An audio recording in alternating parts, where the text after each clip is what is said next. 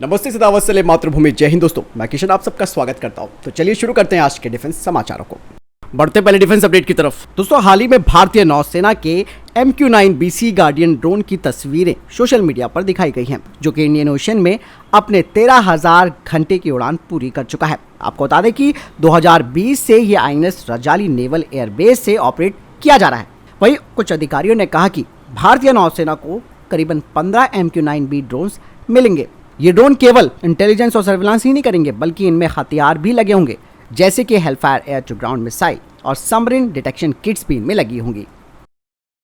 बढ़ते next update की तरफ। दोस्तों, armoured vehicle Nigam limited 4x4 protective mobility vehicle यानी कि MPV विकसित करने की योजना बना रहा है, और ये MPV अमेरिकी सेना के द्वारा इस्तेमाल किए जाने वाले हमवी की अवधारणा पर होगा, जो कि भारतीय सेना की बढ़ती हुई जरूरतों को भी पूरा करेगा। दरअसल भारतीय सेना अब मीडियम क्लास में अधिक MPV खरीदने की योजना बना रही है, जो कि कर्मियों को महत्वपूर्ण सुरक्षा प्रदान करते हुए अलग अलग चुनौतीपूर्ण इलाकों में काम करने की क्षमता के लिए जाने जाते हैं। भारतीय सेना के आधुनिकीकरण प्रयास के साथ ही तालमेल बिठाने के लिए आर्मर्ड व्हीकल निगम लिमिटेड को cutting edge power pack technology विकसित करनी है।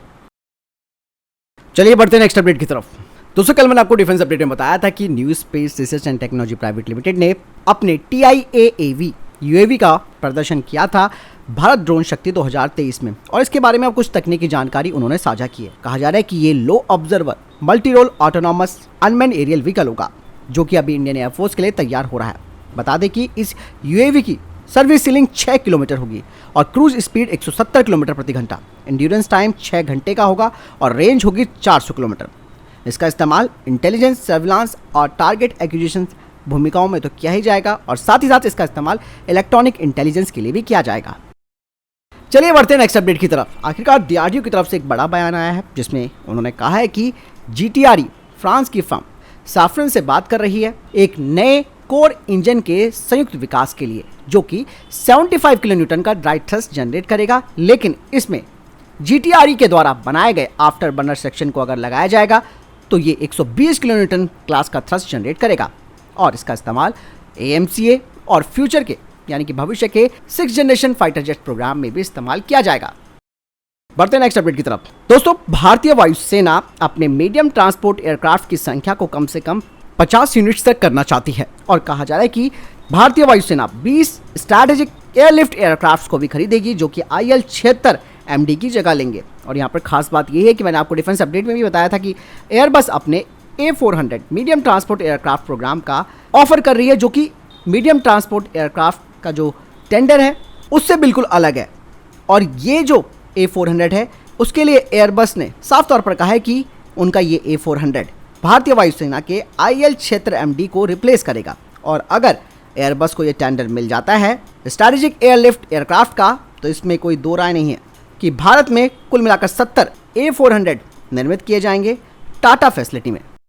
चलिए बढ़ते हैं नेक्स्ट अपडेट की तरफ, जो कि तेजस मार्क 2 प्रोग्राम को लेकर आ रही है। एरोनॉटिकल डेवलपमेंट एजेंसी ने एक टेंडर जारी किया है, जिसके तहत तेजस मार्क 2 के low profile head up display का क्वालिफिकेशन, सप्लाई और इंटीग्रेशन किया जाएगा। इस काम में डिजाइन, डेवलपमेंट और low profile head up display का क्वालिफिकेशन और इंटीग्रेशन टेस्टिंग भी शामिल है, जो कि एयरक्राफ्ट के कॉकपिट पर की जाएगी। साथ ही ग्राउंड रिग टेस्टिंग भी इसकी होगी और एयरक्राफ्ट के साथ भी इसकी टेस्टिंग की जाएगी।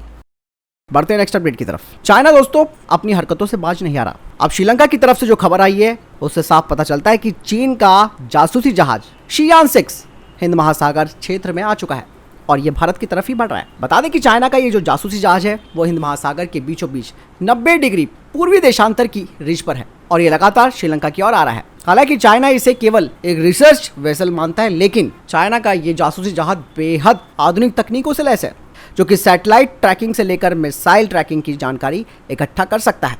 वहीं श्रीलंकाई विदेश मंत्री ने कहा कि कोलंबो ने चीनी जहाज शियान 6 को भारत की सुरक्षा चिंताओं को देखते हुए अपनी तरफ आने की अनुमति नहीं दी है। साथ ही उन्होंने ये भी कहा कि भारतीय सुरक्षा संबंधी जो चिंताएं हैं वो श्रीलंका के लिए भी काफ़ी महत्वपूर्ण है, और अगर ये जो जहाज है वो SOPs का पालन करता है तो कोई समस्या नहीं है। बता दें कि चाइना का ये जहाज ऐसे मौके पर भारत की तरफ बढ़ रहा है जब Bharat K5 submarine launch cruise missile और अग्नि 5 मार्क 2 का परीक्षण करने वाला है।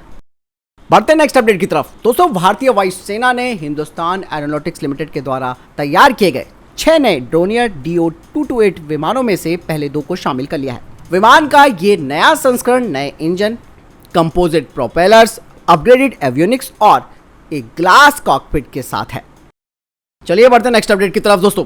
चंद्रयान 3 के बाद अब इसरो वीनस यानी कि शुक्र ग्रह का अध्ययन करने के लिए मिशन भेजने की तैयारी कर रहा है। इसरो के प्रमुख एस सोमनाथन जी ने कहा कि अंतरिक्ष की जलवायु और पृथ्वी पर उसके पड़ने वाले प्रभावों का अध्ययन करने के लिए 2 सैटेलाइट्स को अंतरिक्ष के बाहर भेजने की तैयारी कर रही है और इसरो ने ऐसे तारों के रहस्य को सामने लाने की भी योजना तैयार की है जिन पर पर्यावरण होने की बात कही जाती है, लेकिन ये सौर मंडल के बाहर मौजूद हैं। चलिए बढ़ते हैं नेक्स्ट अपडेट की तरफ जो कि इसरो को लेकर आ रही है। दोस्तों, इसरो अब अपने सैटेलाइट की क्षमताओं को और आगे बढ़ाने पर काम कर रहा है और भारत का जो नाविक है जो कि 1500 किलोमीटर की रेंज को कवर करता है, उसका दायरा अब 3000 किलोमीटर तक किया जाएगा। एस सोमनाथन जी ने इसके बारे में जानकारी दी। उन्होंने कहा कि नाविक न केवल भारत में काम करेगा बल्कि इसके जो सिग्नल्स हैं वो पड़ोसी देशों यानी कि सार्क देशों में भी मौजूद रहेंगे। दोस्तों, जो नाविक है वो न केवल भारत की सुरक्षा ज़रूरतों को पूरा करता है बल्कि ये भारत के आर्थिक विकास की ज़रूरतों को भी पूरा करता है, जिसमें कि मछुआरों की सुरक्षा, रियल टाइम ट्रेन सूचना सिस्टम, मिसाइल नेविगेशन, सार्वजनिक वाहन सुरक्षा इसमें शामिल है। इसीलिए नाविक एप्लीकेशन को और आगे बढ़ाने पर काम किया जा रहा है। चलिए बढ़ते हैं नेक्स्ट अपडेट की तरफ जो कि नेपाल और चाइना को लेकर आ रही है। हाल ही में चाइना और नेपाल के बीच एक 13 सूत्रीय संयुक्त बयान जारी किया गया है जिसमें कहा जा रहा है कि चीन और नेपाल के बीच रिश्तों में कोई बड़ी सफलता नहीं मिली है। बहुत बड़ी बात है दोस्तों।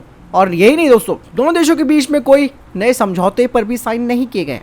दरअसल चाइना चाहता था कि नेपाल उसके साथ एक सैन्य गठबंधन यानी कि GSI में शामिल हो जाए, लेकिन प्रचंड ने इसके लिए साफ तौर पर मना कर दिया। यही नहीं, BRI पर भी चीन को कोई खास सफलता नेपाल के साथ नहीं मिल पाई है। यही नहीं, नेपाल के प्रधानमंत्री प्रचंड ने नए नक्शे का भी मुद्दा उठाया था, लेकिन इस बारे में भी कोई बात साफ नहीं हो पाई।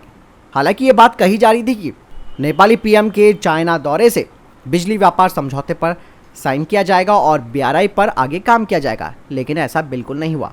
और उनके देश में ये कहा भी जा रहा है कि चीन के साथ जो नेपाल का भरोसा है वो प्रचंड के कार्यकाल में काफ़ी नीचे स्तर पर चला गया है और अब चाइना के साथ कैसे भरोसे को वापस किया जाए, ये जो चीन के विपक्षी पार्टी के लोग हैं वो कह रहे हैं। और यही नहीं दोस्तों, इसके अलावा दोस्तों ट्रांसमिशन लाइन पर भी कोई समझौता नहीं हुआ और ना ही इसमें कोई सफलता मिल पाई है।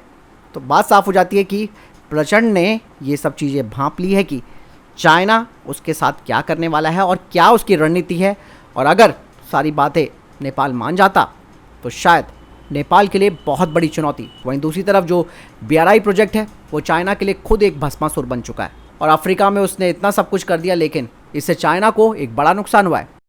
तो फिलहाल ये अभी तक के टॉप डिफेंस और स्पेस अपडेट्स। वीडियो के संबंध में कोई प्रश्न जवाब है, आपको कोई सवाल है, कमेंट सेक्शन में लिखकर जरूर पूछ सकते हैं। मिलता हूं नई जानकारी के साथ। वीडियो को लाइक और शेयर जरूर कीजिएगा और चैनल सब्सक्राइब करना ना भूलिएगा। जय हिंद, वंदे मातरम।